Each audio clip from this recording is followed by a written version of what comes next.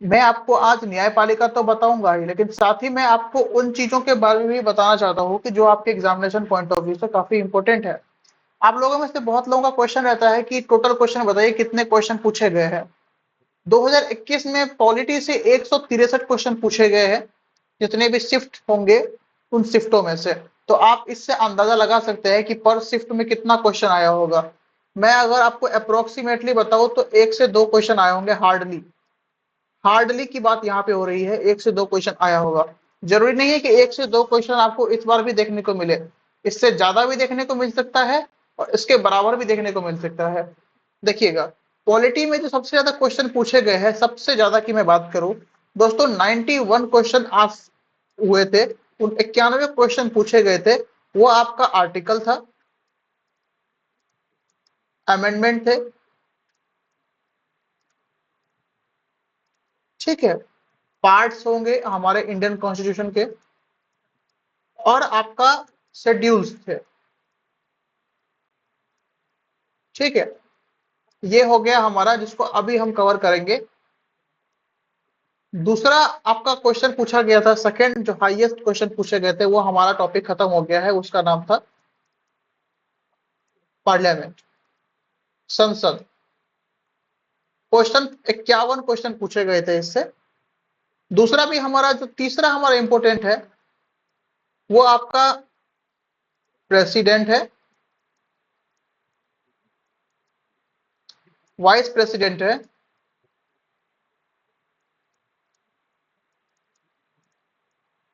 Vice president हो गया। उसके बाद से हमारे पीएम हो गए। इन तीनों के बारे में पूछा जाता है क्वेश्चन। और वो क्वेश्चन कितना होगा, 54 होगा। 54 क्वेश्चन पूछे गए थे। उसके बाद दोस्तों हमारा जो ऑर्गेनाइजेशंस होते हैं, गवर्नमेंट ऑर्गेनाइजेशंस,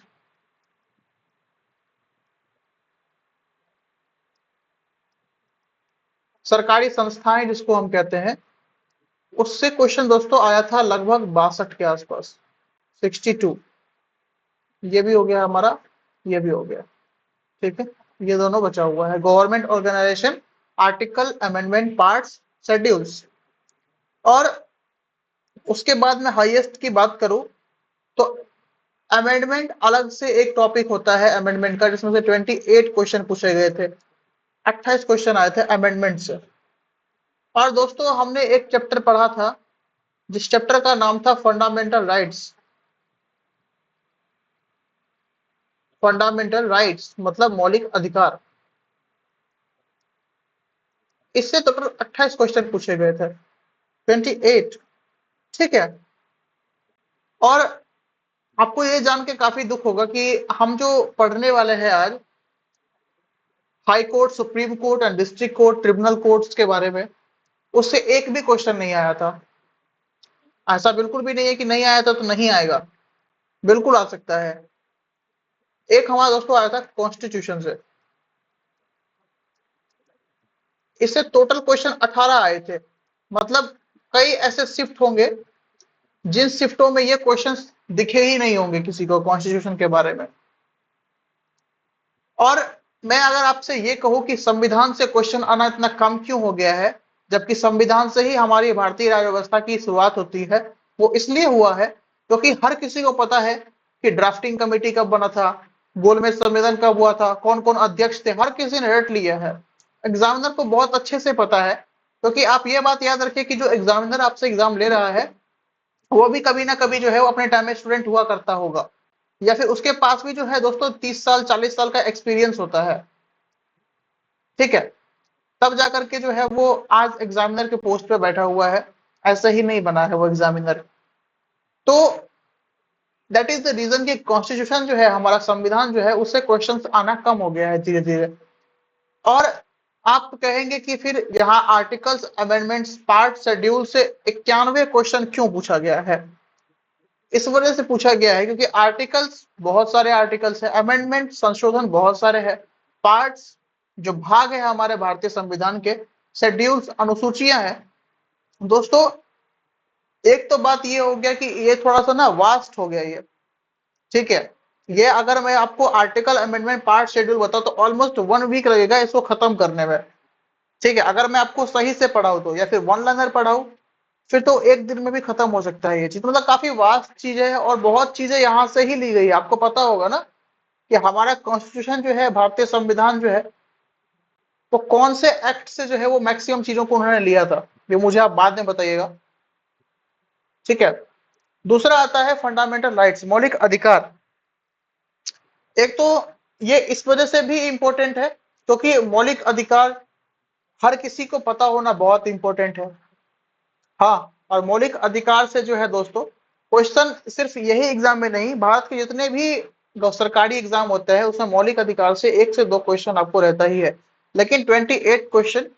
ठीक है, तो किसी किसी शिफ्ट में ये क्वेश्चन होंगे, किसी किसी शिफ्ट में ये क्वेश्चन नहीं होंगे, लेकिन एक क्वेश्चन जो हर शिफ्ट में होगा वो होगा आपका आर्टिकल अमेंडमेंट्स।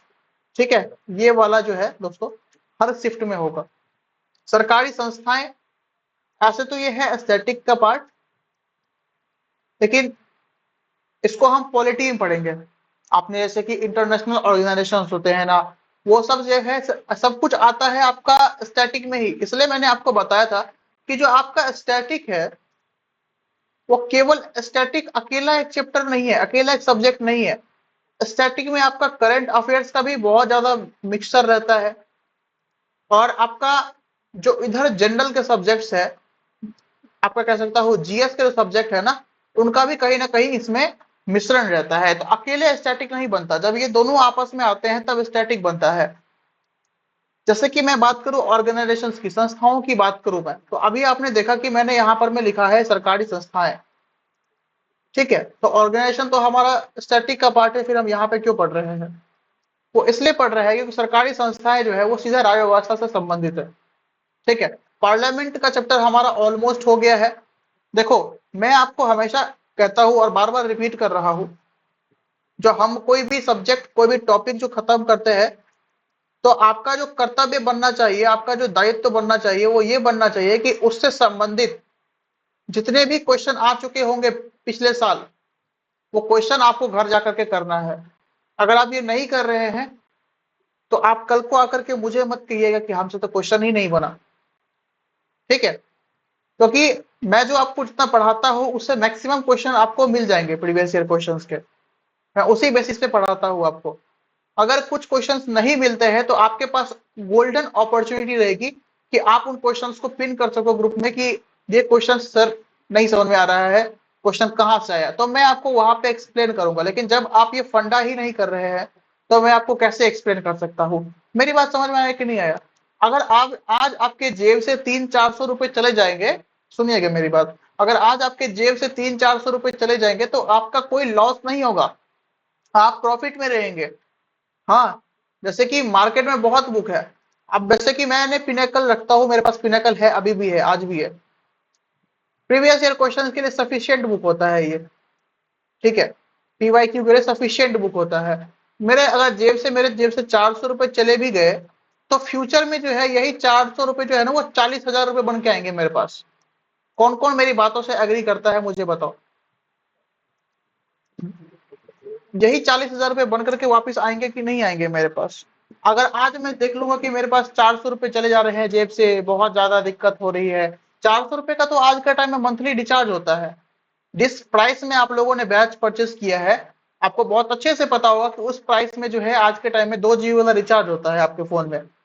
ठीक है, तो मेरा कहने का पॉइंट ऑफ व्यू बस इतना ही है कि अगर आज के टाइम में आपको कुछ चीजों पे इन्वेस्टमेंट करना पड़ रहा है तो आप करिए। अब जो बच्चे ऐसे हैं कि जिनको 400 रुपए भी अफोर्ड नहीं कर पा रहे हैं वो, तो उनके लिए तो ऑलरेडी ग्रुप में पीडीएफ पड़े हुए हैं। लेकिन बहुत बच्चे ऐसे होते हैं जिनको पीडीएफ पढ़ने में मजा ही नहीं आता, उन्होंने हमेशा हार्ड चीजों को देखा है, हार्ड कॉपी को देखा है। वो चाहते हैं कि मैं बुक से पढूं, मैं इन चीजों से ना पढूं। और दोस्तों एक जो है रिव्यू का जो है वो मेरे चैनल पे आने वाला है। जो आज फाउंडर है किरण पब्लिकेशन के, ठीक है, जो फाउंडर है किरण पब्लिकेशन का, उनसे बातें हुई। ठीक है, क्या बातें हुई आपको फ्यूचर में देखने को मिलेगा मेरे चैनल पे। ठीक है, सीधा फाउंडर से, पीछे में कोई मीडिएटर से नहीं, जो फाउंडर है जिन्होंने किरण पब्लिकेशन को बनाया उनसे। ठीक है, अब क्या बातें हुई है, थोड़ी सी राइट टू प्राइवेसी आ जाएगी, नहीं बता सकता मैं आपको, बिकॉज पता है आपको कि ये रिकॉर्ड होकर के भी यूट्यूब पे ही रहेगा। चलो भाई। तो आज का क्लास हम स्टार्ट करें क्या? बताइएगा, एक आप लोग बताइएगा। हम चीजों को, जो चीजें हैं वो हम चीजों को ना थोड़ा सा शॉर्ट में देखेंगे। जैसे कि हमारा कॉन्स्टिट्यूशन है, उसको भी हम शॉर्ट में देखेंगे। हमारा कोर्ट है, हमें उसको भी शॉर्ट में देखना है। देखो बेटा, फोकस, वो कह रहा हूँ यार, थोड़ा सा ना स्लिप ऑफ टंग हो गया। आप लोग तो मेरे एज से भी, कोई मेरे एज से भी ज्यादा हो गए, कोई मेरे एज के हो गए। सुनना मेरी बात, क्या है कि मैं उन चीजों पे ज्यादा फोकस करता हूँ जिन चीजों पे क्वेश्चंस ज्यादा आते हैं। मैं उन चीजों पे कभी फोकस ही नहीं करता जिससे क्वेश्चंस नहीं आते, इरेलेवेंट चीजें बोलते हैं उनको। ठीक है। अब देखो दोस्तों, ऐसा है ना कि जीएस जीके जो है ना, आपने कभी ना कभी किसी न किसी के मुंह से सुना होगा, अरे मैथ और साइंस तो कर लिया, मैथ और साइंस में तो किसी प्रकार की परेशानी नहीं है, दिक्कत तो मुझे बस जीएस जीके दे रहा है, वो कहीं से तोड़ लग जाए तो सिलेक्शन तो पक्का है। आपने हर किसी के मुंह से या फिर किसी न किसी बच्चे के मुंह से ये बातें सुनी होंगी। या फिर एक वर्ड तो आपने हर किसी, आपने खुद बोला होगा एक बार कि आपने कोई क्वेश्चन देखा था। ठीक है, आपने कोई क्वेश्चन देखा था और वो क्वेश्चन को आपको लगा कि भाई ये तो कहीं ना कहीं पढ़ा है, ये तो कहीं ना कहीं चीजों को देखा है, लेकिन समझ में नहीं आ रहा है कहाँ देखा है। लेकिन मुझे पता है कि मैंने देखा है। पता है वो क्यों, वो अब ये वर्ड आप क्यों यूज करते हो, कहीं देखा होगा मैंने, मुझे याद है, लेकिन अभी दिमाग में नहीं आ रहा। जस्ट बिकॉज कि आप रिवीजन नहीं कर रहे हो उन चीजों का।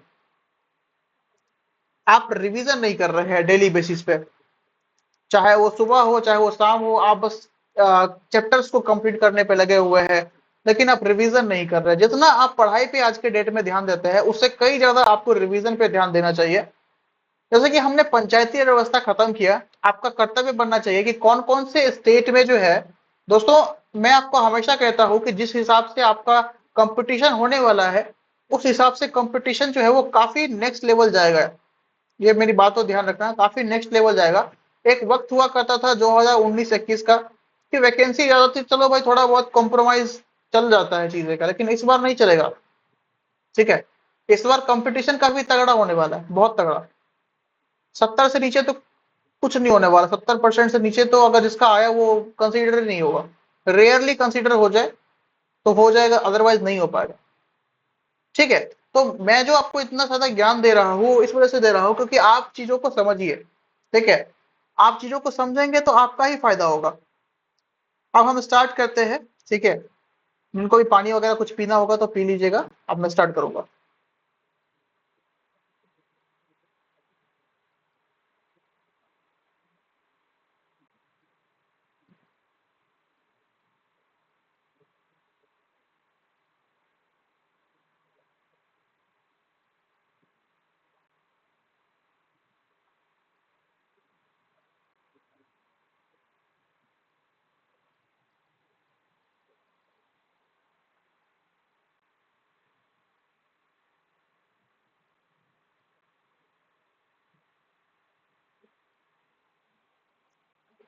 स्टार्ट करूं क्या मैं?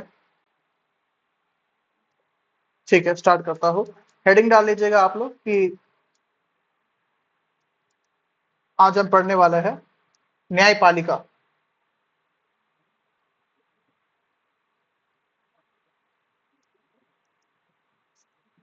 पहला प्रश्न तो यही बनना चाहिए दोस्तों कि मेरा आप सभी से सवाल है कि हमारे देश में न्यायपालिका की क्या जरूरत है? क्या बिना न्यायपालिका के हम नहीं रह सकते? आप सोच रहे होंगे कि हमको ये जुडिशियल सिस्टम की क्या जरूरत है।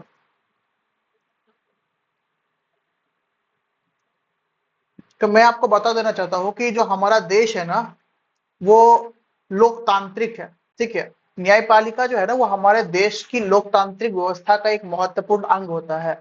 ठीक है, जो हमारे कोर्ट्स होते हैं ना, कोर्ट्स होते हैं, ये सबसे टॉप पे होते हैं, इसके आगे कुछ नहीं होता।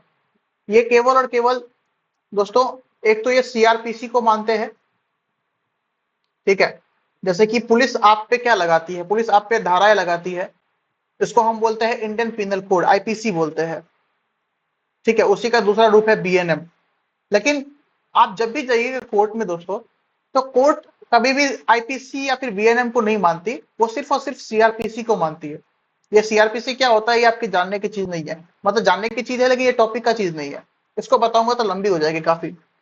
दोस्तों ये समझिएगा कि ये है ना, ये जैसे कि हमारे राष्ट्रपति है हमारे देश के, आप कहते हैं कि वो भारत के प्रथम नागरिक है, वो काफी संवैधानिक और काफी उच्च पोस्ट है, हायर पोस्ट है हमारे पूरे देश के पोस्ट के हिसाब से।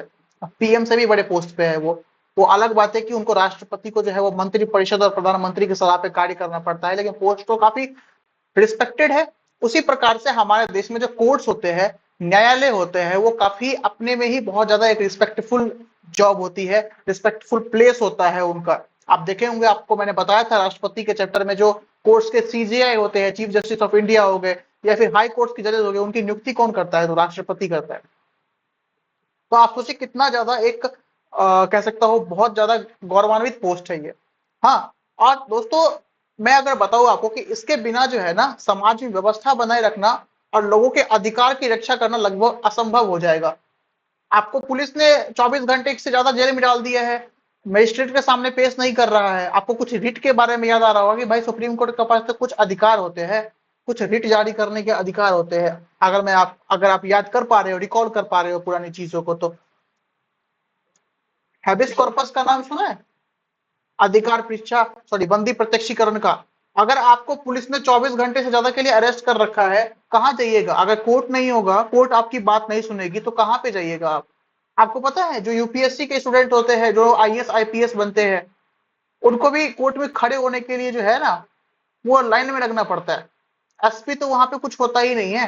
एसपी कौन है? एसपी को तो नॉर्मल एडवोकेट झाड़ देगा अच्छे से, तो तुम्हारा बाद में, तुम बाद में आना। वहां पे जितने भी लोग होते हैं ना, वो सिर्फ एक ही बंदे की बात सुनते हैं, वो होते हैं ऑनरेबल जज। वहां पे आप कितने भी बड़े इंसान क्यों ना बन जाइए, वहां पे आप वही रहेंगे, आप एक सिटीजन रहेंगे, सिटीजन ऑफ इंडिया, भारत के नागरिक रहेंगे। ठीक है, और इसका जीता जागता प्रमाण जो है दोस्तों, आपको बहुत सारे केसेस देखने को मिलेंगे। केशवानंद भारती बनाम केरल राज्य, शंकरी प्रसाद बनाम भारतीय संघ, बहुत सारी चीजें आपको देखने को मिलेंगी।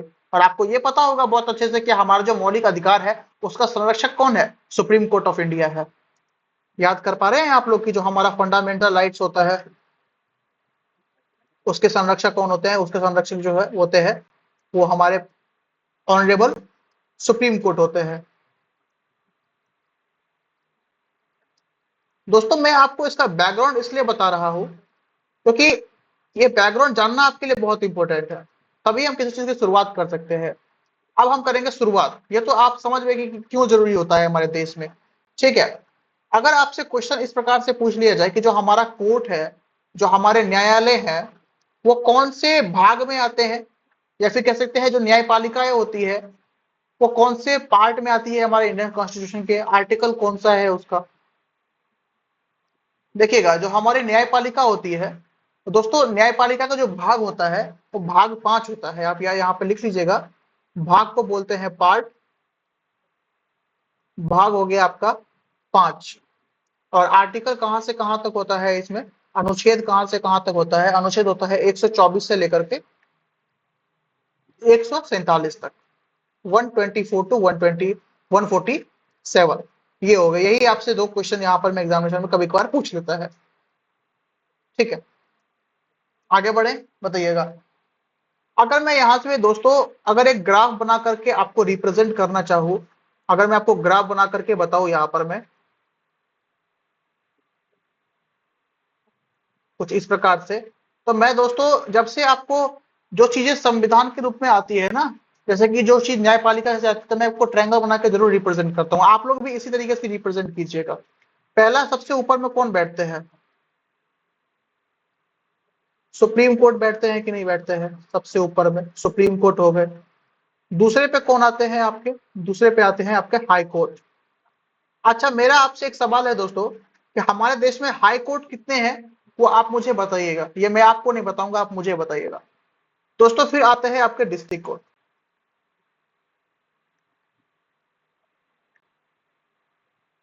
डिस्ट्रिक्ट कोर्ट भी दो प्रकार के होते हैं। एक तो आपका हो गया दीवानी मामलों के लिए, और दोस्तों एक हो गया आपका क्रिमिनल, आपराधिक।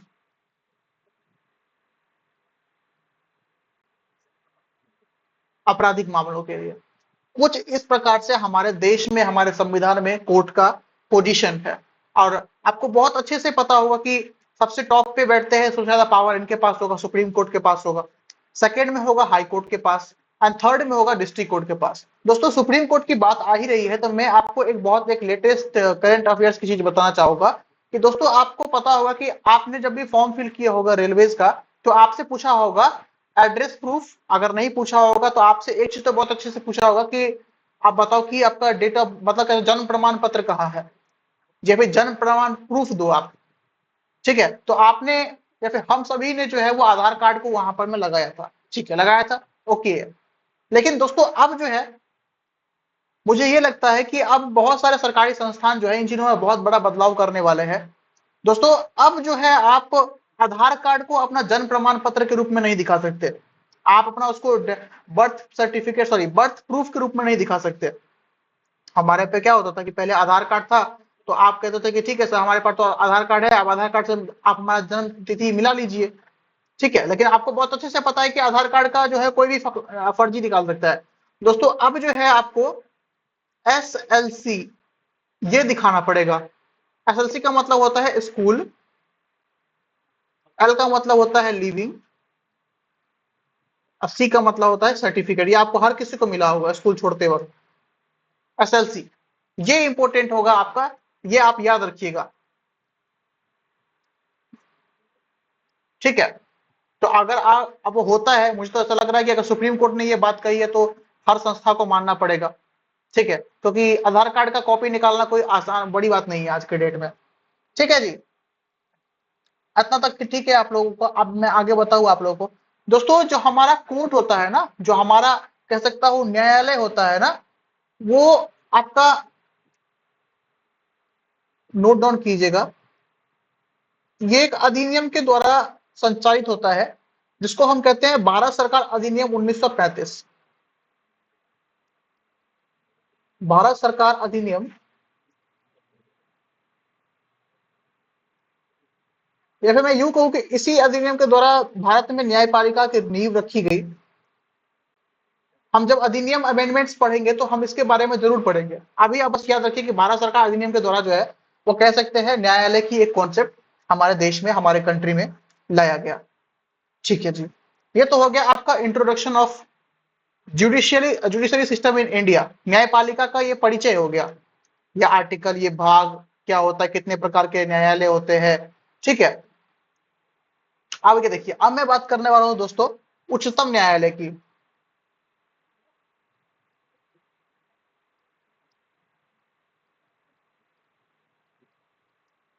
उच्चतम न्यायालय की, अब मुझे बताओ कि उच्चतम न्यायालय को इंग्लिश में क्या बोलते हैं, बताओ फटाफट से।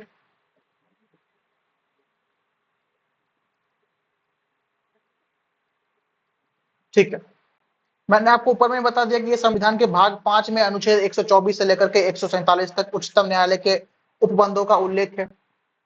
बताया कि नहीं बताया? ठीक है, अगर मैं आपसे क्वेश्चन इस प्रकार से पूछ ले कि मुझे ये बताओ कि उच्चतम न्यायालय का जो है ना वो उद्घाटन कब हुआ था, कब से ये कॉन्सेप्ट लाया गया उच्चतम न्यायालय का हमारे कंट्री में, तो याद रखिएगा जो उद्घाटन होता है ना, उद्घाटन होता है तो वो कुछ इसी प्रकार से होता है कि 28 जनवरी 28 जन 1950। To the question and to the answer, 28 जनवरी 1950 को जो है हमारे देश में उच्चतम न्यायालय का कॉन्सेप्ट रखा गया। इतना तक आपको बातें क्लियर है क्या, बताइएगा। ठीक है, अब दोस्तों मैं आपको आर्टिकल्स के बारे में अब बताना शुरू करूंगा। ठीक है, अब हम जो है ना वो कुछ आपका आर्टिकल्स भी देखेंगे, जो हमारा आर्टिकल होता है वो देखेंगे। सबसे पहले देखते हैं आर्टिकल 124 का, जो हमारा स्टार्टिंग है 1। अच्छा, मैंने 1 या 2 से आपको कुछ प्रीवियस क्लासेस में कुछ बताया था, आप लोगों को कुछ याद आ रहा है क्या? मुझे आप लोग बताइएगा कि आप लोग को आर्टिकल जैसे कि 1 लिखा हुआ है, यहाँ पे इंग्लिश में लिखा था तो 1, यहाँ पे 1 की जगह पे ए लिखा रहता। बताओ कुछ याद आ रहा है क्या? रिकॉल करने की कोशिश कीजिए।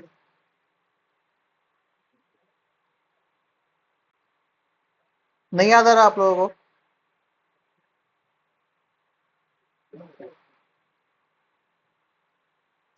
मैंने आपको कुछ कहा था क्या उदय? मैंने आपको कहा था कि जब भी हम कोई इंट्रो वाला आर्टिकल देखते हैं जहां से आर्टिकल की शुरुआत होती है, तो वहां पर में हम देखते हैं कि भाई साहब कि उसका इंट्रोडक्शन देखते हैं। ये मैंने आपको कहा था, आपको याद नहीं आया?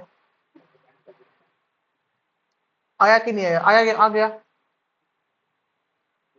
अब मुझे आपसे एक सवाल आपसे पूछना है, अगर आप लोग हिस्ट्री पढ़े होंगे, मॉडर्न हिस्ट्री कभी ना कभी, तो जब स्टार्टिंग फेज था तो उच्चतम न्यायालय जो है दोस्तों, उसमें कितने मुख्य न्यायाधीश हुआ करते थे और कितने अन्य न्यायाधीश थे, आपको पता है क्या?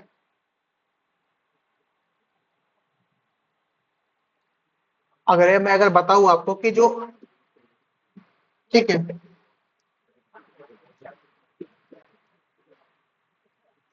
प्रारंभ में, ठीक है, प्रारंभ में उच्चतम न्यायालय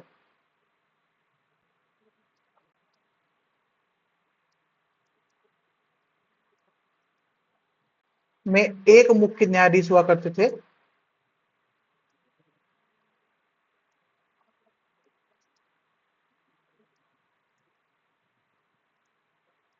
ठीक है, तथा 7 जो है ना,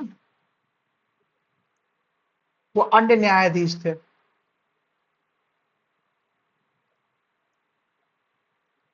ठीक है, न्यायाधीश का मतलब क्या होता है पता है ना आप लोगों को? कोर्ट में जिसको हम जज बोलते हैं, वो, तो एक मेन जज थे और 7 जो है ना वो अलग अन्य जज थे। ठीक है, लेकिन क्या ये अभी भी इतना ही है क्या? क्या अगर आपसे पूछे कि भाई वर्तमान में भी एक ही मुख्य न्यायाधीश है, 7 ही अन्य न्यायाधीश हैं क्या? नहीं है। समय के साथ जो है ये चीजों को बदलना पड़ा। तो दोस्तों जो बदलना पड़ा ना, तो इसमें 124(1) में कहा गया कि संसद को जो है ना, आपको पता है कि अमेंडमेंट करने का अधिकार केवल संसद को प्राप्त है। कौन से आर्टिकल से बताइए? मैंने बता रखा है आपको। कौन से कितने आर्टिकल में है संसद संविधान? मेरा क्वेश्चन है कि हमारा जो पार्लियामेंट है ना, उसको अमेंडमेंट करने का अधिकार कौन से आर्टिकल के तहत दिया गया है? बताइएगा, तब तक मैं ये लिख देता हूँ।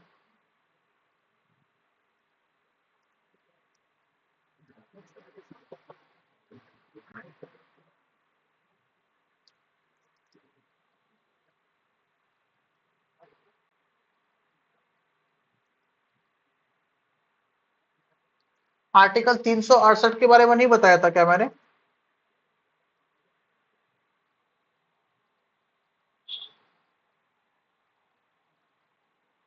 अब देखो यहाँ पर मैं जैसे ही इनको अधिकार दे दिया गया ना, कि भाई संसद के पास ये अधिकार है कि ये जो है वो न्यायाधीशों की संख्या में जो क्या कर सकते हैं, बढ़ा सकते हैं। तो इसमें दोस्तों कितने बार कौन कौन सी संख्याएं बढ़ाई गई वो भी देख लीजिएगा। देखो, अगर मैं बात करूं दोस्तों कि फिक्स कर दिया गया कि भाई शक्ति प्रदान है, तो कितनी न्यायाधीशों की शक्ति प्रदान, कितने न्यायाधीश बढ़ा सकते हैं? तो उस समय में जो है वो याद रखिएगा कि 10 जज को जो है वो बढ़ा सकते थे, मैक्सिमम 10 जज को। लेकिन इसको जो है ना बाद में अगर मैं बात करूं 1960 की, तो 1960 में जो है ना वो 13 जज को बढ़ाया गया। ठीक है, उसके बाद से 1977 में जो है 17 जज आए। ठीक है, 17। और 1986 1986 में जो है दोस्तों आपका 1986 में 25 जज आए थे। हाँ, 25। ठीक है, ये याद रखिएगा, ये इंपॉर्टेंट है। अगर एसएससी के द्वारा ये बड़ा क्वेश्चन पूछा गया था, तभी मैंने आपको यहाँ पे रिकॉल करवा दिया कि मुझे याद आ गया ये चीज, कि पूछा गया था कि भाई साहब ये 3 जो ईयर है ना, वो पूछा गया था कि कौन से ईयर में जो है सर्वाधिक जजों की संख्या या फिर नियुक्ति की गई थी। तो 1986 में 25 जज जो है वो आपका ऑनरेबल पार्लियामेंट के द्वारा जो है ना वो बढ़ाया गया था। अब देखो दोस्तों, अब बारी आती है 1986 का दौर आ चुका है। अब हम बात करेंगे वर्ष 2009 की।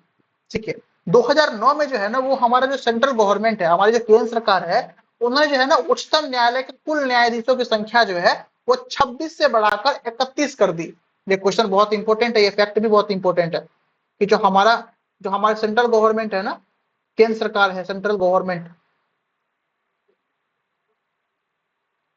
उन्होंने जो है वर्ष 2009 में वर्ष 2009 में जो है वो जो उच्चतम न्यायालय के जज थे,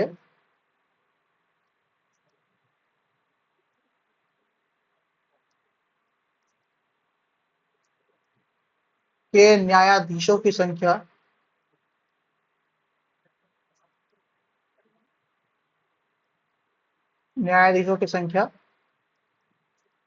कितना से बढ़ा करके 26, 26 से बढ़ाकर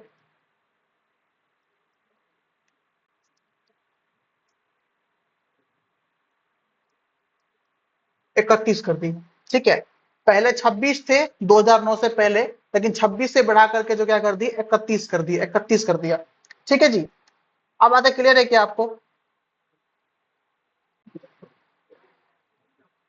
हाँ, वो मैं बताऊंगा कि अभी वर्तमान में कितने हैं। ठीक है, ये वो आपकी करंट अफेयर्स की चीज है। पहले आप ये थोड़ा सा ना बैकग्राउंड समझ लीजिए, फिर आते हैं करंट पे। ठीक है चंदन, देखो अब क्या हुआ कि जिस इस प्रकार से बढ़ाया गया आपका उच्चतम न्यायालय का, तो अब भाई साहब सर्वोच्च न्यायालय भी आ गए। अब उनका बढ़ा है तो आपका मुझे कैसे नहीं बढ़ाओगे, मेरा कैसे नहीं बढ़ाओगे? तो सर्वोच्च न्यायालय जो है ना, उसमें न्यायाधीशों की संख्या जो है, आपका संशोधन विधेयक आया था 2019 में, उसके द्वारा सर्वोच्च न्यायालय में जो है ना एक मुख्य न्यायाधीश होंगे, जिसको आप कहते हैं चीफ जस्टिस, हाँ सीजेआई कहते हैं, चीफ जस्टिस ऑफ इंडिया। ठीक है, और 33 जो है वो अन्य न्यायाधीश होंगे। तो आप याद रखिएगा कि 2019 में जो है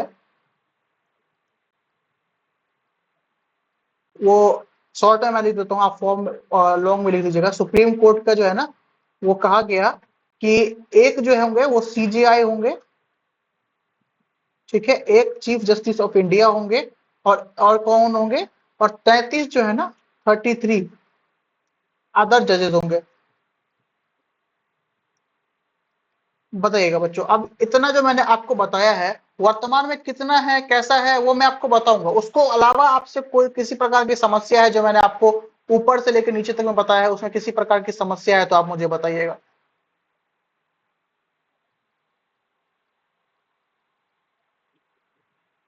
नहीं है, आगे बढ़े। ठीक है, अब मैंने दोस्तों प्रीवियस क्लासेस में जब मैं आपको राष्ट्रपति जी के बारे में पढ़ा रहा था, तो मैंने आपको बताया था कि राष्ट्रपति जी किसी को नियुक्त करते हैं हमारे जुडिशियल सिस्टम में। जुडिशियल पावर जो बता रहा था मैं आपको, बताता था कि राष्ट्रपति जी जो महोदय या महोदया होंगी, उन्होंने उनके पास अधिकार होता है कि वो नियुक्ति करते हैं। बताइए किन की नियुक्ति करते हैं वो? एक तो प्रधानमंत्री के करते हैं, एक हो गया आपका जो इलेक्शन कमिश्नर ऑफ इंडिया होगा उनका करते हैं, एक हो गया मंत्रिमंडलों की करते हैं। ये सब तो हो गया आपका सेंट्रल लेवल पे। अब आते हैं जुडिशियल लेवल पे। जुडिशियल लेवल पे हम किन की नियुक्ति करते हैं?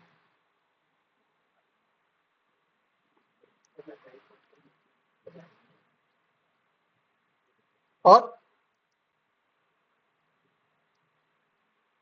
सिर्फ हाई कोर्ट की करते हैं, तो सीजेआई कौन करता है फिर?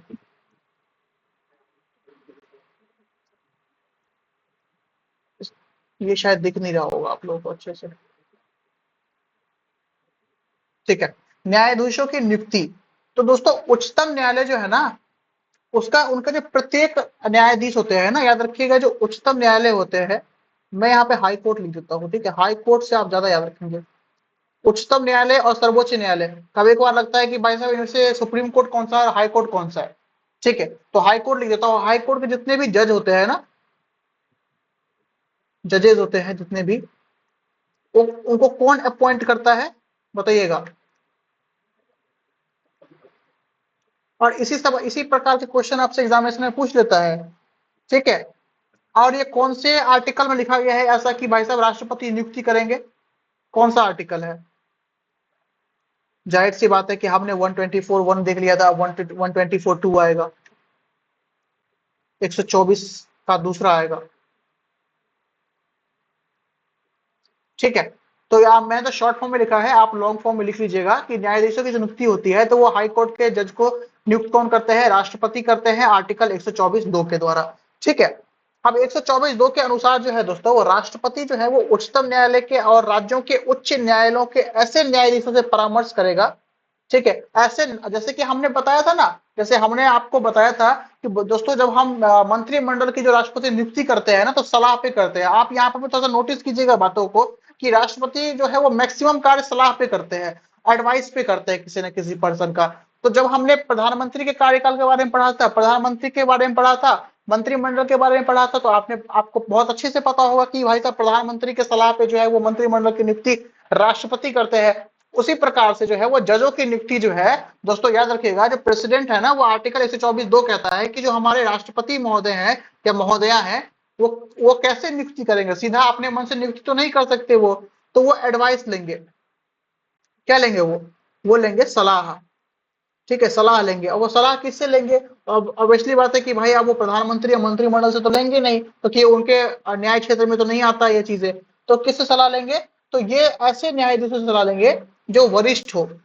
ठीक है, लिखिएगा।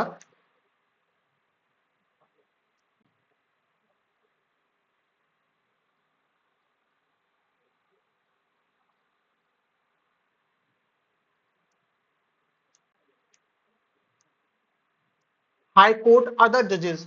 अच्छा, आपके मन में यहाँ पे क्वेश्चन आना चाहिए कि फिर तो जो दूसरे बंदे से पूछेंगे, दूसरे लोग से पूछेंगे, वो अपना नाम क्यों नहीं लेगा? वो तो बोलेगा नहीं नहीं, ये तो बेकार है, इनको मत बनाइए, इनको मत अपॉइंट कीजिए, इनका जो है वो इनको छोड़ दीजिए, आप इनको बना दीजिए। यहाँ पर में तो दोस्तों ये बात आ जाएगी। तो यहाँ पर एक बात याद रखिएगा, जो हमारे मतलब प्रेसिडेंट होते हैं ना, वो जिनको समझेंगे कि हाँ मुझे इस बंदे से पूछना है, तो वो उसी बंदे से पूछेंगे, अदर से नहीं पूछ सकते। जिनको उनका मन होगा ना पूछने का, जिनसे पूछने का मन होगा। ठीक है, जैसे मान लो कि मैंने अभी मेरा मन है कोई क्वेश्चन पूछने का, तो मैं चंदन से पूछ लूंगा।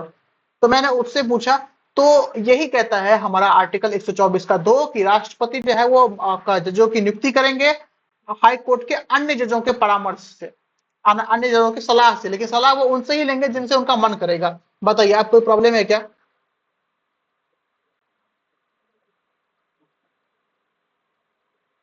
ठीक है, आगे बढ़े।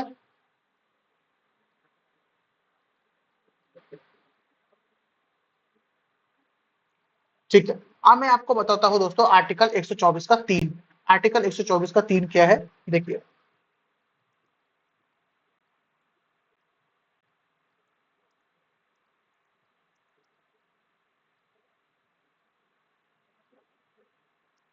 आर्टिकल 124 का 3 अब ये कहता है 124(3) के अनुसार, कोई भी व्यक्ति जो है ना वो उच्चतम न्यायालय के न्यायाधीश की नियुक्ति के लिए तभी कह सकते हैं क्वालिफाई होगा, एलिजिबल होगा, जब वो भारत का नागरिक हो।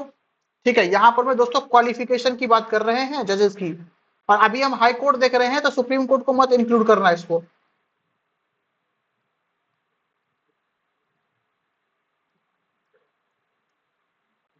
क्वालिफिकेशन की बात कर रहे हैं किसका? हाई कोर्ट का। ठीक है, पहला क्वालिफिकेशन कौन सा हो गया, जो हर किसी को पता होगा, इंडियन सिटीजन होगा।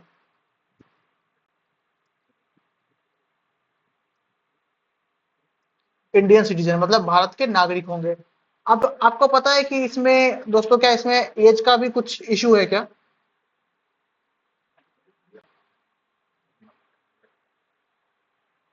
हाँ, ये चंदन ने बोला 45। हाँ नहीं, मैं वही आपसे पूछ रहा हूँ कि आपसे कि इनमें क्या एज का भी कुछ इशू होता है क्या?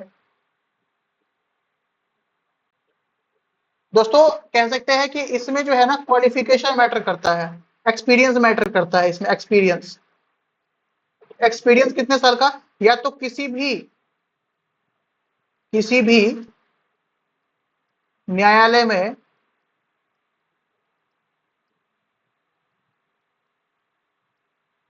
न्यायालय में कम से कम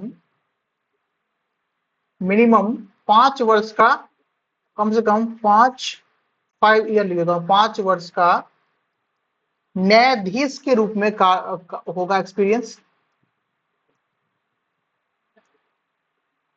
या फिर यहां पे मैं स्लैश लगा रहा हूं, तो अब जो मैं लिखूंगा तो इस दोनों में से कोई एक चीज वो अच्छे से फुलफिल करना चाहिए। पहला मैंने लिखा कि भारत का नागरिक होना चाहिए।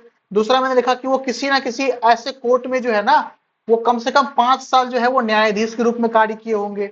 या फिर एटलीस्ट 10 साल जो है उन्हें किसी न किसी उच्च न्यायालय में अधिवक्ता रहा हो, या फिर लॉयर रहे हो। हाँ, या फिर at least 10 years of experience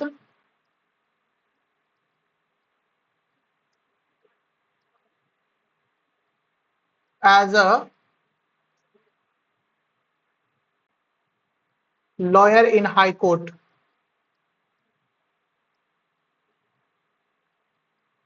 as a lawyer in high court.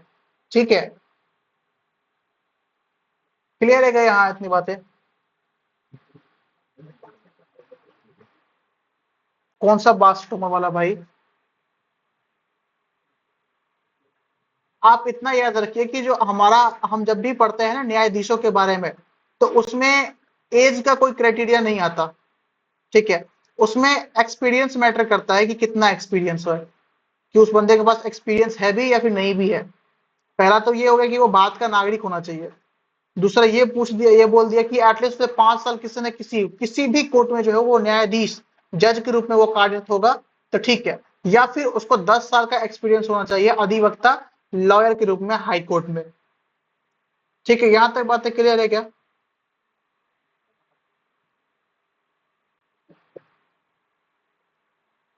एक चीज यहां पर में एक और क्वालिफिकेशन आती है, वो कह सकते हैं कि संविधान के अनुसार एज पर द कॉन्स्टिट्यूशन कह सकते हैं उत्कृष्ट न्यायविद, जिसको हम इंग्लिश में कहते हैं डिस्टिंग्विश्ड ज्यूरिस्ट जिसको कहते हैं, उसके रूप में जो है ना राष्ट्रपति के दृष्टिकोण में ख्याति प्राप्त हो। मतलब क्या कि राष्ट्रपति को लगे कि हाँ ये बंदा है, ये पर्सन है, he can control the law system.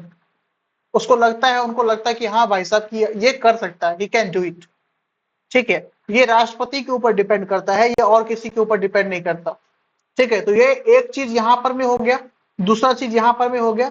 तीसरा चीज आप लिखिएगा, एक उत्कृष्ट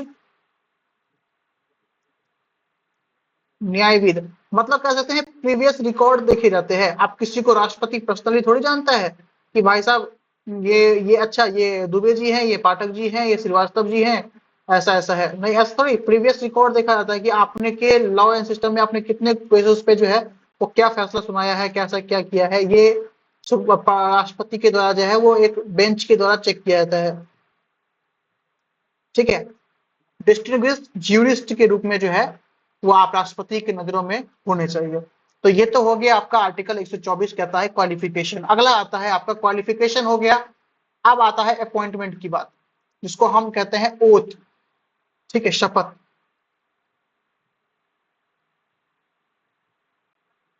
आपको पता है कि अगर राष्ट्रपति को, अगर न्यायाधीश को राष्ट्रपति अपॉइंट करते हैं तो शपथ भी कौन दिलवाएंगे?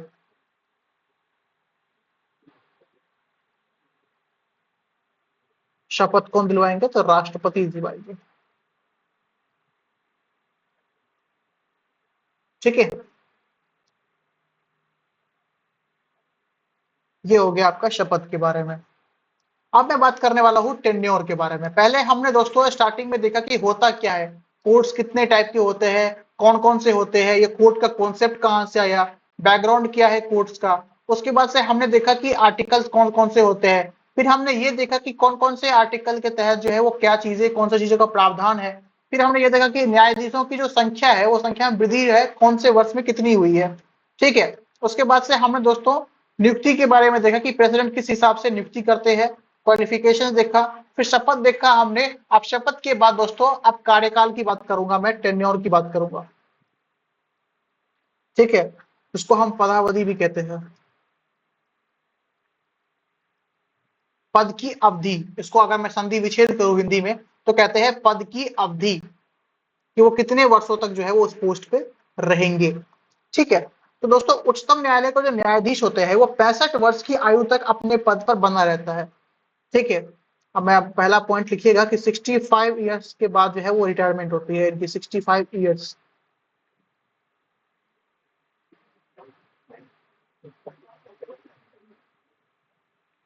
उसका भी 65 है आई गेस।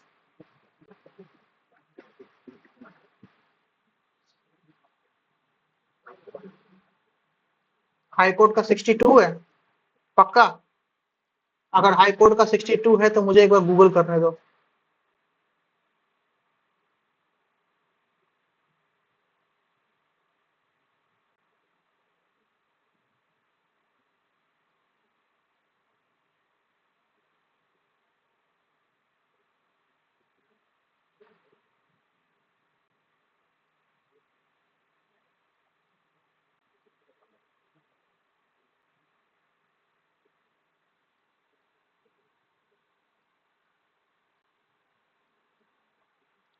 अच्छा, उल्टा हो गया क्या?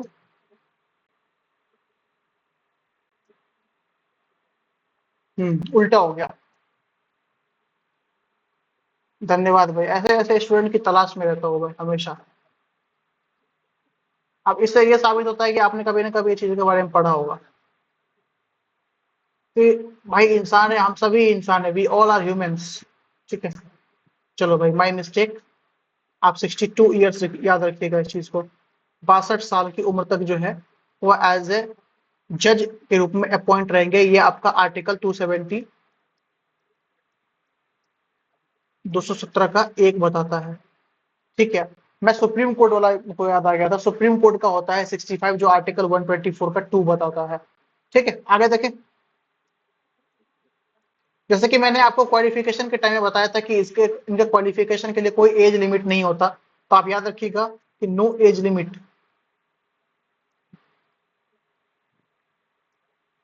लेकिन दोस्तों एक बात आप याद रखिएगा कि आपने जो यहाँ पे 62 साल लिखा हुआ है आर्टिकल 217 का एक के तहत, ये दोस्तों जरूरी नहीं है कि 62 साल में उनका रिटायरमेंट हो ही जाएगा।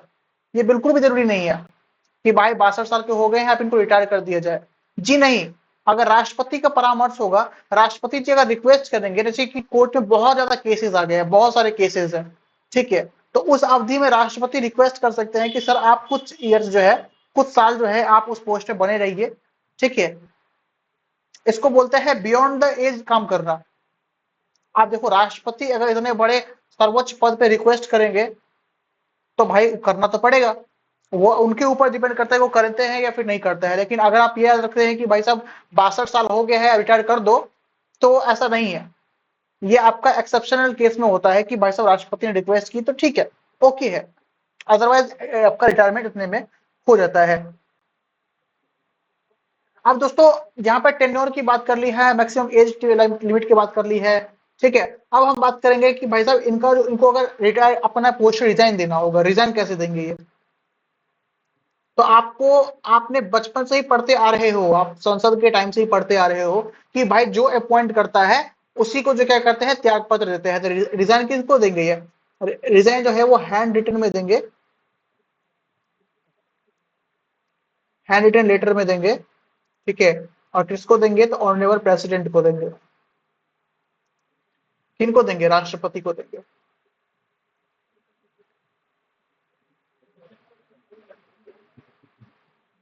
क्या कह रहे हो भाई।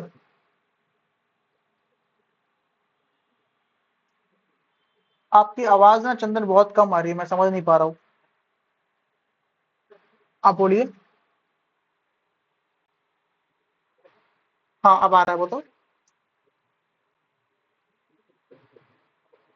हाँ जी, हर जगह देते हैं, बिल्कुल हर जगह देते हैं। ऐसा थोड़ी है कि मैंने मुंह से बोल दिया कि भाई अब कल से जॉब पे नहीं आऊंगा, मेरा वो ले लो, कि भाई साहब अब मैं नहीं आऊंगा, मेरे नाम पे किसी और को अपॉइंट कर लेना। अब ऐसा थोड़ी होता है। ठीक है, तो हर जगह अब है। ठीक है, पहले फैक्स चलता था, फैक्स सिस्टम चलता था। अब लेकिन अब वो सिस्टम नहीं चलता है। अब वो शायद जगह कहीं कहीं पे चलता है, कहीं कहीं पे बंद हो गया है। तो अब दोस्तों हम बात करने वाले हैं कि अब इनका रिटायरमेंट वगैरह सब हमने करवा दिया है, रिजाइन भी करवा दिया है। अब ऐसा कैसा हो गया कि अब ऐसा कैसा होगा कि कोई पर्सन जो है इन पे क्या लगा देगा, हटाने के लिए कह देगा। इन पे भी क्या पता महाभियोग चलवा दे, कोई इम्पीचमेंट चलवा दे। तो देखो इम्पीचमेंट का भी क्या कॉन्सेप्ट है। जो हमारा आर्टिकल 124 का 4 है दोस्तों,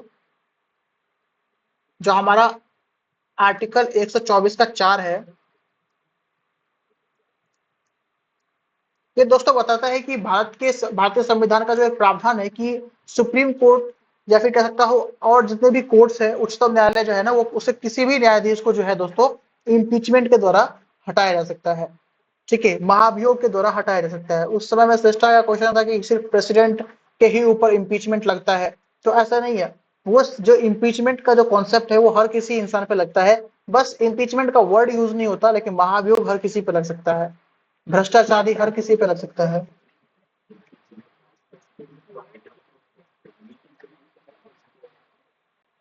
लेकिन यहाँ पर में एक क्वेश्चन है कि इम्पीचमेंट हम क्या पता किसी के ऊपर लगा देंगे क्या, किसी पर्सन के ऊपर लगा देंगे। चलो मैंने किसी एक ऑनरेबल हाई कोर्ट या ऑनरेबल सुप्रीम कोर्ट के जज पे इम्पीचमेंट का लगा दिया कि भाई ये भ्रष्ट इंसान है, भ्रष्टाचारी करते हैं, तो इनको हटाओ।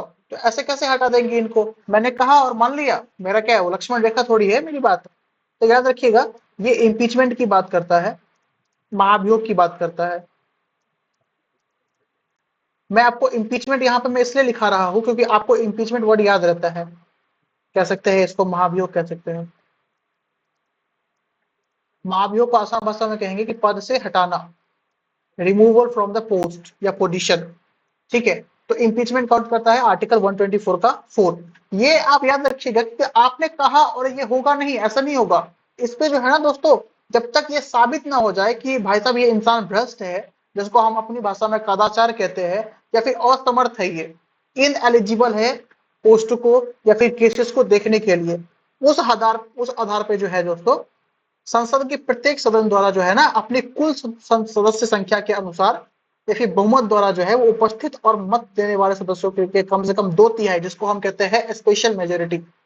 ठीक है, मैंने आपको बताया था कितने टाइप की मेजोरिटी होती है। तो होता है सिंपल, 50% प्लस 1 लाओ तो सिंपल मेजोरिटी हो जाएगा। आपको स्पेशल मेजोरिटी चाहिए तो भाई 2/3 का जो है कॉन्सेप्ट यहाँ पे लगता है। तो इम्पीचमेंट लगाया, मैं आपको थोड़ा सा डायग्राम से समझाता हूँ। इम्पीचमेंट लगा तो दोस्तों साबित करना पड़ेगा, आप साबित कीजिए, आप प्रूफ कीजिए कि भाई साहब इनएलिजिबल है, असमर्थ है। ठीक है, असमर्थ है, तो ये कहा जाएगा, ये जाएगा आपका पार्लियामेंट, ये जाएगा संसद।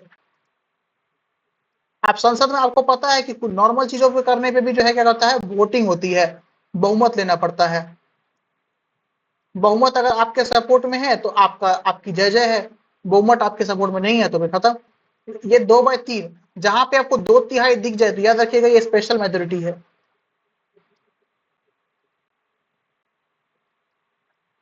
स्पेशल मेजोरिटी है ये 2/3 का। मैंने क्या बताया, 124 का 4, इम्पीचमेंट लगा, आप प्रूफ कीजिए कि आप वो असमर्थ हैं।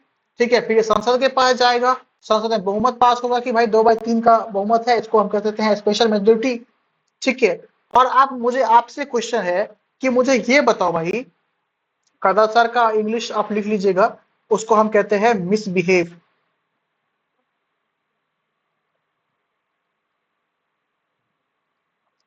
मिसबिहेव। और असमर्थ का हम बोल सकते हैं इनएलिजिबल बोल सकते हैं, या फिर इनकैपेसिटी बोल सकते हैं, इनकैपेसिटी भी बोल सकते हैं। मुझे आप ये बताओ दोस्तों, जब मैंने आपको मेजोरिटी के बारे में बताया था संसद का, तो मैंने आपको बहुमत के बारे में क्या बताया था? क्या अगर यहाँ पे कोई संसद जो है, कोई सांसद जो है वो अनुपस्थित हो, एब्सेंट हो, तो क्या उसका वोट काउंट होगा?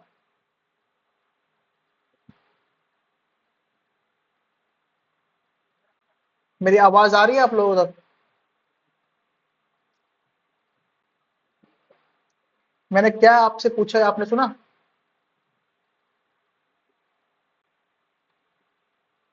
मेरा क्वेश्चन आपसे ये था कि आप, मैंने यहाँ पे मेजोरिटी की बात आपको पढ़ाया था कि मेजोरिटी क्या होता है, कितने टाइप के मेजोरिटी होते हैं, कैसे मेजोरिटी को जो है वो कह सकते हैं सक्सेसफुल बनता है वो मेजोरिटी, प्रीवियस क्लास में, संसदीय क्लास में बताया था। मेरा आपसे क्वेश्चन ये है कि अगर कोई सांसद, कोई एमपी एमएलए एब्सेंट है, अपनी ड्यूटी पे नहीं है उस दिन वो संसद में, तो क्या उसका वोट काउंट होगा? ये बताओ, क्या उसकी वोट को हम काउंट करेंगे? ठीक है, ये तो हो गया आर्टिकल 124 की बात।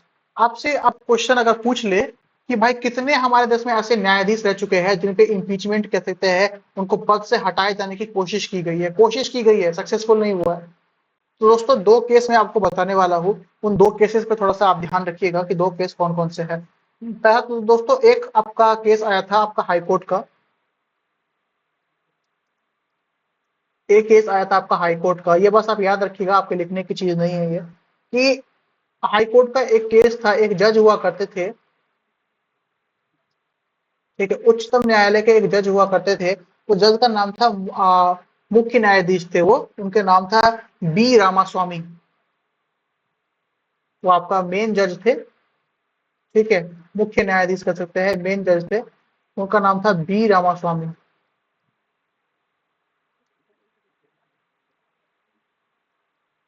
ठीक है, बी रामास्वामी। अब इनके अगेंस्ट जो है ना, मैंने यहाँ पे लिखा हुआ है कदाचार और असमर्थता, मिसबिहेव और इनकैपेसिटी का यहाँ पर में लोगों ने समर्थन किया कि भाई इनको पोस्ट से हटाओ, ये मिसबिहेव करते हैं और ये अपने पोस्ट को संभालने के लिए इनएलिजिबल है या फिर इनकैपेसिटी होल्ड करते हैं। ठीक है, आप इन ऐसे कैसे हटा देंगे? तो भाई साहब ये मामला गया आपका संसद में गया। ठीक है, ये मामला आपका कहाँ गया? ये मामला गया आपका संसद गया, पार्लियामेंट गया ये मामला। अब आपको पता है कि पार्लियामेंट में चाहे वो बिल हो, चाहे वो इम्पीचमेंट हो, उसके लिए चाहिए स्पेशल मेजोरिटी। अब भाई साहब लोकसभा में गया ये, लोकसभा में पहले इसकी सिफारिश की गई थी कि भाई लोकसभा के सदस्यों ने सिफारिश की कि इसको हटाओ पोस्ट से, ठीक है। अब इसको हटाओ, और ये पता है ये बात था आपका दोस्तों 1991 का, 1991 की बात है ये, 1991 की बात है ये, ठीक है। तो लोगों ने इसका समर्थन किया, लोकसभा के लोगों ने जो है, एमपी एमएलए जो है ना, उन्होंने समर्थन किया कि भाई हटाओ। लेकिन भाई साहब यहाँ पर में स्पेशल मेजोरिटी नहीं बन पाई, इसके कारण जो है इनको अपने पोस्ट से नहीं हटाया गया। याद रखिएगा कि बहुमत नहीं हो पाया, बहुमत साबित नहीं कर पाए, ठीक है। तो यही पावर होती है दोस्तों वोटिंग की, बहुमत नहीं मिल पाया, ठीक है। चलिए जी, ये केस नंबर 1 था। केस नंबर दोस्तों आता है आपका कोलकाता। क्या कह रहे हो भाई? भाई मैं तो कह रहा हूँ ये हाई कोर्ट का केस है ये। अब ये केस किसी स्टेट का थोड़ी आएगा, हाई कोर्ट का है। हाई कोर्ट के जज का नाम है बी रामास्वामी, उनके खिलाफ ये इम्पीचमेंट लाया गया था 1991 में। आपको कहाँ से, कौन से, किस संसद में लाया था, किस सभा में लाया था? तो लोकसभा में लाया था। बहुमत नहीं मिल पाया, उसके कारण जो है इनको पोस्ट से नहीं हटाया गया। बस इतना याद रखिए। दूसरा दोस्तों यहाँ पर में आता है कि, एक मिनट, हाँ, आपका दूसरा केस आता है आपका कोलकाता हाईकोर्ट का, ठीक है। कलकत्ता उच्च न्यायालय का केस आता है यहाँ पर में, कोलकाता हाई कोर्ट का आता है। अब इसमें क्या होता है कि इसमें जो है वो एक न्यायाधीश हुआ करते थे, सौमित्र सेन, ठीक है। उनके विरुद्ध जो है, जैसे कि इसमें लाया गया लोकसभा में, तो इनके खिलाफ लाया गया राज्यसभा में। जज का नाम था सौमित्र सेन।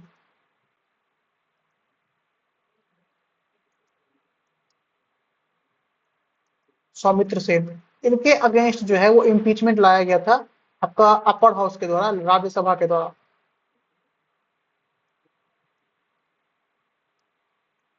ठीक है। अपर हाउस के द्वारा जो है वो लाया गया था कि इनको पद से हटाया हटाया जाना चाहिए, ठीक है।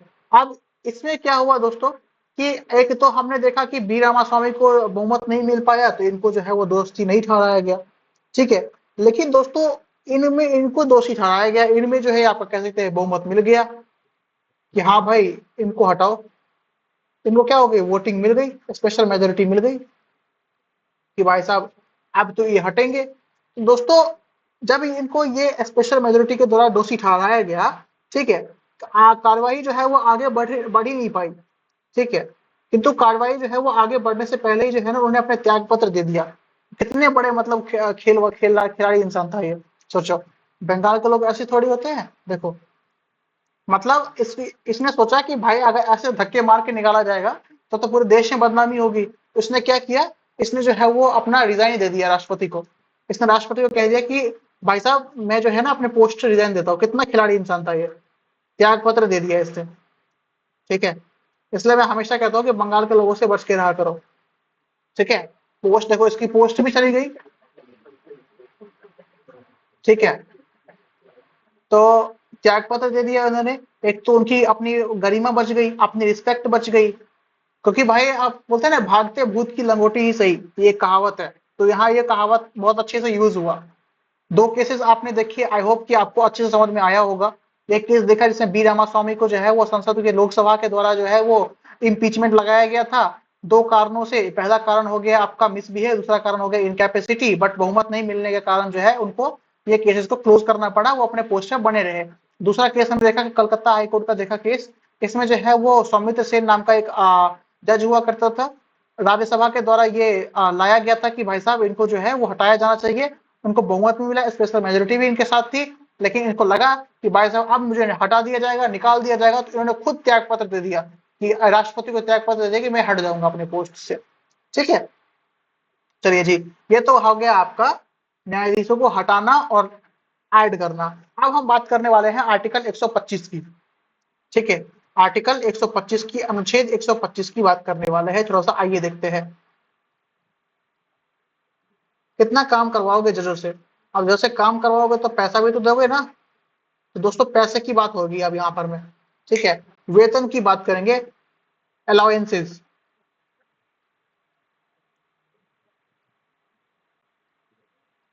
अलाउंसेस एंड सैलरी,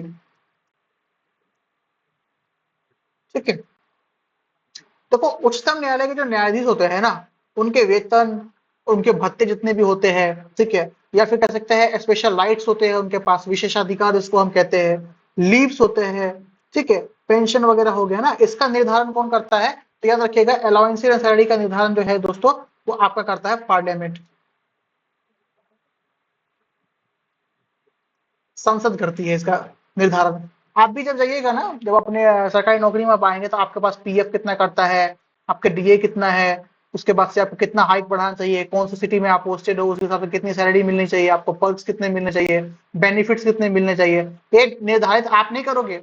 आप बोलोगे भाई मुझे तो 25% चाहिए डीए, लाओगे दो, वो बोलेगा धक्के मार के निकाल देगा, बोलेगा कोई काम नहीं यहाँ पे काम करने का, निकलो यहाँ से, यहाँ पे लोग गरीबी मर रहे हैं, तुमको 25% डीए चाहिए। तो आप जो राइट होता है ना वो आरआरबी के पास राइट होता है, ठीक है, ये अधिकार आरआरबी के पास होता है। उसी प्रकार से यहाँ पर में जो जितने भी न्यायाधीश हैं उनके अलाउंसेस, सैलरी, उसके बाद से विशेषाधिकार, उस सबके अथॉरिटी है ना, राइट है, वो पार्लियामेंट, संसद के पास निहित है, ठीक है। और दोस्तों मैंने आपको पार्लियामेंट के बारे में जब पढ़ाया था तो राष्ट्रपति के बारे में पढ़ाया था, और मैंने कहा था कॉन्सोलिडेटेड फंड ऑफ इंडिया, उनका उनका संचित निधि बोलते हैं ना, वहां से पैसा कटता है, ठीक है, संचित निधि।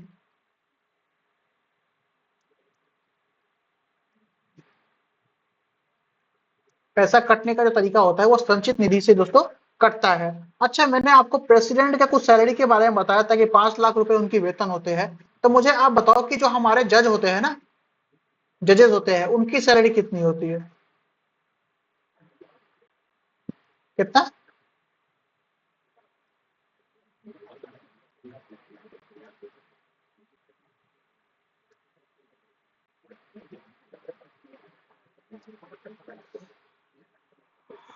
एक तो हो गया आपका दोस्तों मुख्य न्यायाधीश का, ठीक है, मुख्य न्यायाधीश का कितना हो गया, इसको हम यहाँ पर में सीजीआई लिखेंगे, ठीक है। और दूसरे जो होते हैं अन्य न्यायाधीश होते हैं, उनकी सैलरी कितनी होगी? उनकी सैलरी होगी 2.5 लाख। बताओ। अब दोस्तों आपको जान के काफी दुख होगा कि इतने साल लंबे चौड़े सेक्रीफाइस करने के बाद वो जज बनते हैं, लेकिन वहीं एक बच्चा जो है आईआईटी क्रैक करके जो है वो IIT Bombay, IIT Kharagpur, IIT Kanpur ऐसे जगहों पे जाकर के जो है वो पढ़ाई करता है, और वहां पर भी दोस्तों वो ऐसे ही नहीं आ गया। आप तो सिर्फ रेलवे के एग्जाम से डर लग रहा है कि इतनी वैकेंसी आई है, इतनी कम वैकेंसी है, इतना ज्यादा लोगों ने अप्लाई किया है, आप लोग को उनसे अपना कॉम्प्रोमाइज करना चाहिए, उनकी स्ट्रगल आपको देखनी चाहिए। वो तो सिर्फ 12th पास करके आए हैं, आप लोगों में से बहुत सारे बच्चे ऐसे होंगे जो ग्रेजुएट होंगे, 12th पास करने पे उनको मैथ की चारों साइड घूमना पड़ता है, मैथ और साइंस का इतना, मैं कह देता हूँ इतने ज्यादा ना क्वेश्चन आते हैं, एक क्वेश्चन दिखा दूंगा ना आपका दिमाग घूम जाएगा। और वो बच्चे क्वेश्चन करके आईआईटी में पहुंचते हैं, उनकी पैकेज लगती है 1 करोड़, 2.5 करोड़, 3 करोड़ ऐसे करके, ठीक है। तो आप कभी अपने आप को ये मत समझिए कि जो भाई इतना लंबा चौड़ा एग्जामिनेशन, इतना बड़ा एग्जामिनेशन हमको हम कैसे निकाल पाएंगे। आज भी जो एक आईआईटीएन है ना, वो आपके जो हमारे कंट्री में जो प्रेसिडेंट के पोस्ट पे है ना, प्रेसिडेंट के पोस्ट राष्ट्रपति, उससे कहीं ज्यादा पैसे कमाता है, वो कहीं ज्यादा। 5 लाख रुपये महीने का, जिनकी 1 करोड़ रुपए पैकेज है उनका आप निकालिए कितना बनता है, जिनकी 5 करोड़, 7 करोड़ ऐसे पैकेज लगता है उनका। मिनिमम जो एक आईआईटी की सैलरी का मैंने देखा है, मेरे एक नोन में है, उनकी पैकेज जो है दोस्तों, अभी उन्हें रिसेंटली क्रैक किया था, उनको अभी मिला है आपका टीसीएस, टीसीएस कंपनी है, तो उसमें मिला है उनकी 60 लाख रुपए पैकेज है उसकी, 60 लाख, ठीक है, 60 लाख रुपए उसकी पैकेज है। आप सरकारी नौकरी में घिसते रह जाओगे ना, जीवन निकाल दोगे तब भी 60 लाख तक पहुंच भी नहीं पाओगे वहां पर में, ठीक है। तो ये होता है, ठीक है। ये हो गया आपका आर्टिकल 125 तक। एक और आर्टिकल मैं आपको बताना चाहता हूं कि आर्टिकल 126, आर्टिकल 126, आपने दोस्तों प्रधानमंत्री के बारे में मैंने आपको कहा था पढ़ने के लिए कि पहले प्रधानमंत्री कौन थे, दूसरे प्रधानमंत्री कौन थे, ठीक है। और वहां पर में अगर आपने पढ़ा होगा ईमानदारी से, तो दोस्तों आपने आर्टिकल सॉरी आपने प्रधानमंत्री के बारे में पढ़ा होगा कि एक एक्टिंग प्राइम मिनिस्टर के बारे में आपने पढ़ा होगा। कौन थे हमारे देश के प्रथम एक्टिंग प्राइम मिनिस्टर, बताइए आप।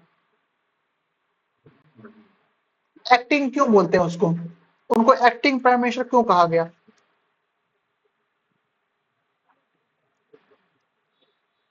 मतलब कुछ कार्य तो होगा ना उनका।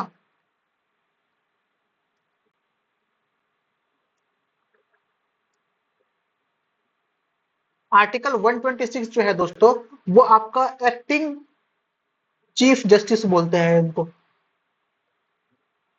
हिंदी में इनको कहते हैं कार्यकारी मुख्य न्यायाधीश।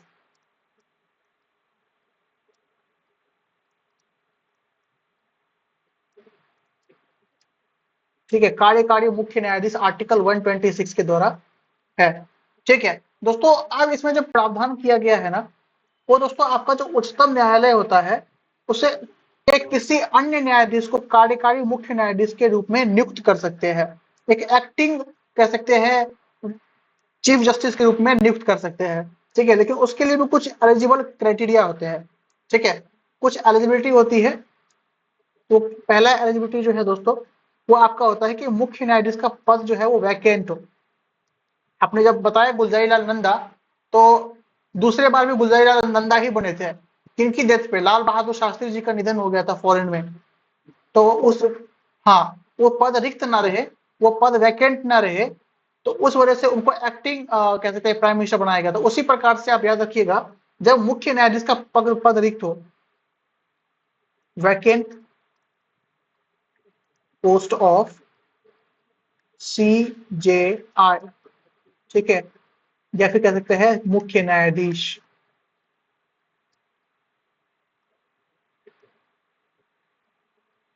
ठीक है जी, आप नोट डाउन करते रहिएगा। वैसे तो ये चैप्टर बिल्कुल भी इंपॉर्टेंट नहीं है, क्योंकि 2016 2021 इससे क्वेश्चन पूछना बहुत कम कर दिया है सुप्रीम कोर्ट वगैरह से, लेकिन फिर भी हमारे सिलेबस का पार्ट है तो हमको पढ़ना पड़ेगा। पहला हो गया आपका कि भाई साहब वो क्या होना चाहिए आपका, पहला तो पोस्ट रिक्त होगा। आप मुझे बात बताओ मेरे भाइयों, जब आपका इंडियन रेलवेज में पोस्ट खाली हुआ है, तभी तो आपकी वैकेंसी आई है, वरना आती वैकेंसी? बताओ, आती वैकेंसी? नहीं आती, कभी नहीं आती, आएगी ही नहीं। अब ऐसा थोड़ी है कि भाई अब मान लेते हैं XYZ रेलवे स्टेशन है, वहां पर में ऑलरेडी 20 टीटी खड़े हैं, और लाओ 20 टीटी वहां पे, तब तो वहां पे डर से कोई आएगा ही नहीं।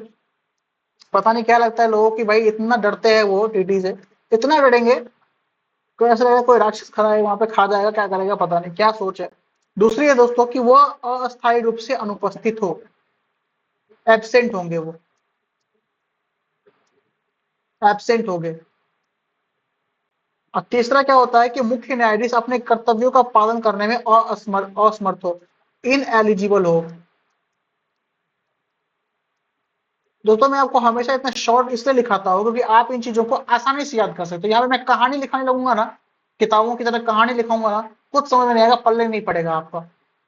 ठीक है दोस्तों, तो आज के लिए हम इतना ही रखते हैं आर्टिकल 126 तक। जितने भी मैंने आपको ऊपर आर्टिकल बताए हैं, वो आर्टिकल्स आप एक बार रिवाइज कीजिएगा, और इससे संबंधित आपको थोड़ा बहुत प्रीवियस ईयर क्वेश्चन कहीं मिल जाता है तो वहां पे आप उस चीज को सॉल्व करने की कोशिश कीजिएगा। और अगर आपसे कोई प्रकार का क्वेश्चन ना बने या आपको डाउट हो, तो दोस्तों आप मुझे ग्रुप में जरूर बताइएगा। मैं जब भी फ्री होऊंगा तो मैं आपको देख करके ये चीजों को बताऊंगा। तो आर्टिकल 126 जो है हमारा, वो ये कहता है कि कार्यकारी मुख्य न्यायाधीश, जिसको हम कहते हैं एक्टिंग जज of supreme court of high court, does not matter. But ये कहता है कि भाई साहब अगर पोस्ट रिक्त होती है, अगर वैकेंसी होती है उस पोस्ट पे, तो भाई तब तक, जब तक उस पर नई अपॉइंटमेंट ना होगी हो, नया अपॉइंटमेंट ना हो गया हो, तब तक जो है वो पोस्ट पे आप एक एक्टिंग जज के रूप में काम करेंगे। दूसरा ये होगा कि अस्थायी रूप से, मतलब ऐसा नहीं है कि आज अब्सेंट है तो 1 साल तक अब्सेंट ही नहीं रहेंगे, नहीं दोस्तों, होती है मेडिकल इशू होते हैं, बहुत तरह के इशू होते हैं, फैमिली में कुछ फंक्शन है, उस वजह से वो एब्सेंट है, अनुपस्थित है, तो उसके जगह पे जो है दोस्तों, ऐसा थोड़ी है कि जज नहीं रहेंगे तो कोर्ट नहीं चलेगा, बिल्कुल चलेगा, एक्टिंग जज होने चाहिए। हाँ, ये नहीं हो पाएगा कि भाई कोई जज नहीं है तो आप कोर्ट नहीं चलेगा, ये बात है। ठीक है, इस वजह से जो है दोस्तों आप एक्टिंग न्यायाधीश की बात की गई है। तीसरा, असमर्थता। आप मान लो कि वो इतने ज्यादा सीरियस कंडीशन में बीमार हो गए, ठीक है, 4 महीने तक आएंगे ही नहीं, 5 महीने तक वो आएंगे ही नहीं, उनको हार्ट का प्रॉब्लम हो गया, ये प्रॉब्लम हो गया, तो वो बोलते हैं मुख्य न्यायाधीश अपने कर्तव्यों का पालन करने में असमर्थ हो, इन एलिजिबल हो, तब एक्टिंग जो है वो कह सकते हैं न्यायाधीश काम करेंगे। चलो भाई, आज के लिए बस इतना ही याद रखते हैं। कल हम पढ़ेंगे आर्टिकल 127, आर्टिकल 128 एंड 130। ठीक है,